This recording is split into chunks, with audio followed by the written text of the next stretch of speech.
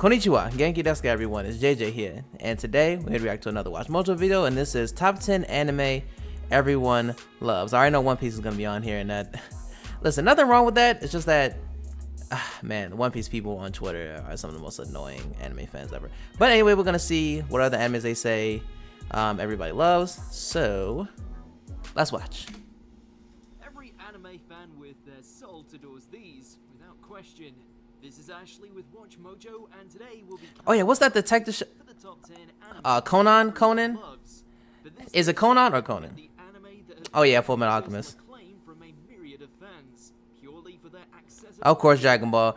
Yeah, everybody loves Dragon Ball. From mainstream hard hitters all the way to indie darlings, these shows bring us... Yeah, and Cowboy Bebop. And as always, you can catch me on Twitter. I expect Dragon Ball to be number one. That's it. Either One Piece or Dragon Ball is gonna be at number one. Number 10, Cowboy Bebop. Yep, Cowboy Bebop. Excuse me. More often than not, cited as one series that even the most dedicated of anime haters seem to enjoy. This is one series that I need to watch in full because No bounds. I've said this before. There are many animes that I know of and have seen a lot of, but only in clips and different compilations over the years. But a lot of these shows I haven't sat down and actually watched in full, like this show, for example. But it does seem like a show I would enjoy. In all fairness, it's not hard to see why, with the majority of the episodes being self-contained stories that focus on the Bebop crew's exploits across the galaxy, all of which tend to contain slick sci-fi settings, exhilarating action sequences, and some timeless banter between our spacefaring gang of rascals. Hey, back off! This pooch bagger is mine! Spike brings the swag, Jet brings the hearts, Ed brings the laughs, and Faye, we're pretty sure she's still secretly the one waifu to rule them all. Peanuts, and you're blaming the wrong person. Right. Number 9, Doraemon franchise. Oh yeah, I've heard of the show. This cat robot has been bringing joy to the... Oh, is it still going on? Is this at 1973 and Show zero signs keep on of going? slowing down. What makes this time-traveling, earless feline so appealing? Okay, there's 2005. I don't know, maybe it is still continuing like a different kind of series. Well, if you ask Japanese audiences, it's due to the fact that his tales of innocent fun, life lessons, and tender interactions with his young charge Nobita have been a part of their lives since their childhoods, who would then I can go see. on to also become a part of their children's lives too. It's harmless fantasy fun with an endearing nature that continues to inspire even to this day. Even Guillermo del Toro is a fan.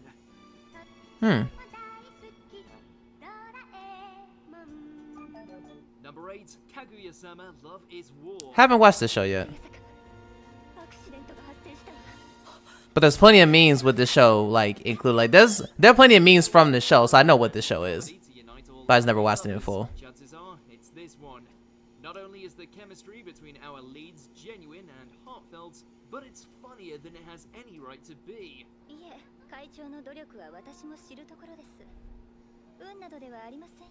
With both Shinomiya and Shirogane dead set on getting the other to confess their love. Yeah, I was just about to say, isn't like the two girls in there like him? Crazy schemes, I was just thinking that. humor that isn't afraid to go to some rather vulgar places.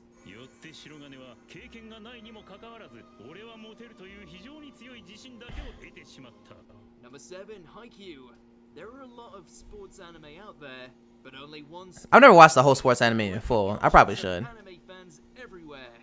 Even Because from what I've seen of this show, and I've seen, you know, I think a good amount, that become entranced by Karasuno's like they really make it epic. to claim their former glory, spearheaded by the combined skill of the hyperactive Hinata and too cool for school Kageyama.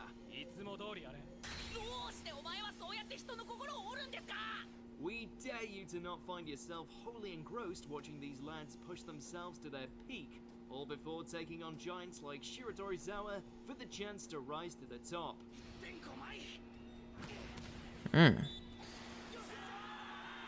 Number 6, Case Closed.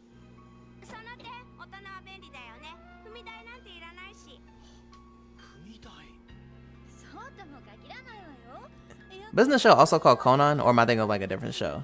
By this point, we're pretty much convinced that Conan is going to Conan, okay, yes, he is. It is the same show I'm thinking of. Okay. Thwarting evil doers non-stop through a medley of series, films, and every kind of spin-offs for well over 20 years.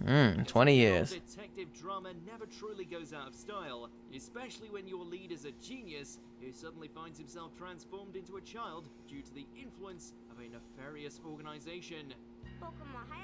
So he wasn't always like this. He's got turned into a child.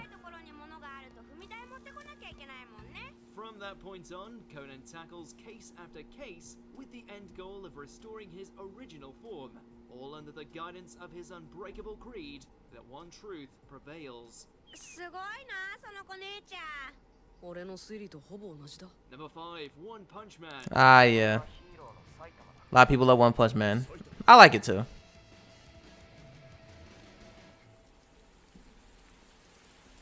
The second season may have been very hit and miss, but everyone can agree that Saitama's debut was the stuff of legends, mainly due to its It's pretty good. satirical take on superheroes that the anime scene had been waiting for.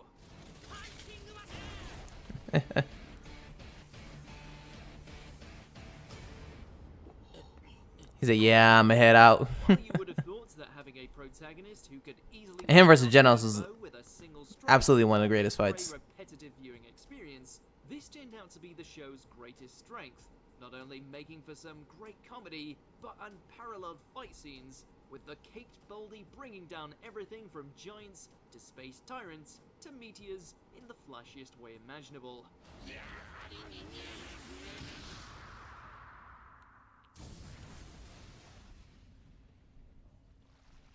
Yep. Number 4, Full Metal Alchemist. Of course. Of course. Most properties can only wish for this kind of treatment, a spiritual reboot with limitless production quality that sticks exactly to the source material in its Yep. entirety. Of course, it doesn't hurt that the Elric... Yeah, because one thing I actually didn't know about the original one and Brotherhood is that up to a certain point they're both the same, obviously, but then like, you know, of course, you know, it derives from, but this is before I knew what manga was, so I didn't know, like, you know, this one actually followed that material. So like I just thought that it was just, you know, two different storylines, but I didn't know it had to be attached to the manga. So yeah, that was like one interesting thing that I learned a while ago. Brother's tale of redemption is one of the medium's best.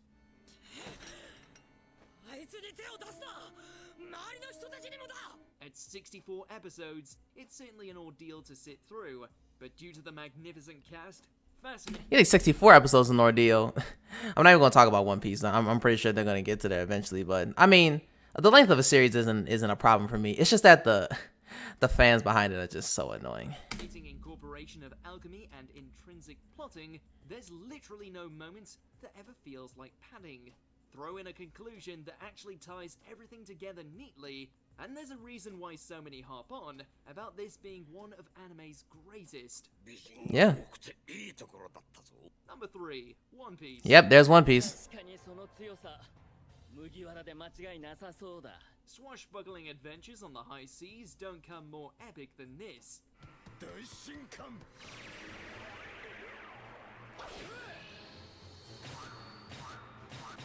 Damn.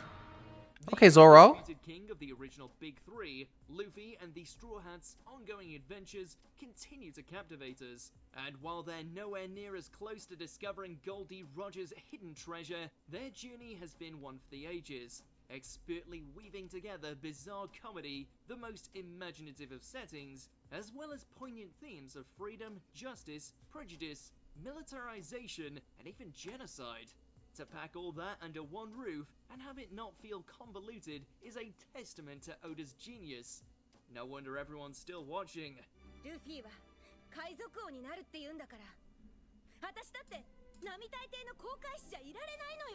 Number 2. Now I will say this: I watched all of One Piece that was on Netflix. I don't know if I explained this in the video before, but I watched all of One Piece that's on Netflix right now. It goes all the way up to Alabasta, and I thought to myself, okay, like, you know, the show isn't that bad, but not anything, you know, too, you know, like in my eyes, you know, really caught my eye, you know. So like, I know there are some One Piece fans in the comments who may watch this and be like, but it gets good, like you need to keep watching. It gets good at episode 254, like, you know, like, but listen.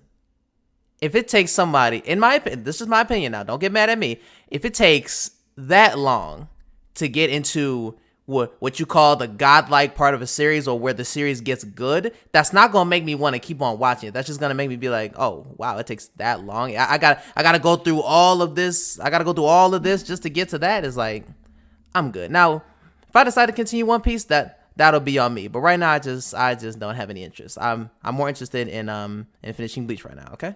New Dragon Ball franchise. Yeah. Hey, give me my grandpa back. Oh, so what would be number one? Grandpa? Whether you're a purist who swears by the original Dragon Ball, I mean, Dragon Ball is still pretty close up there on the list, so not surprising. or fell in love with its most recent venture in Super, Goku's battles against the worst the universe have to offer are still just as popular today as they were during its inception. OG Dragon Ball, the best of the series, in my opinion.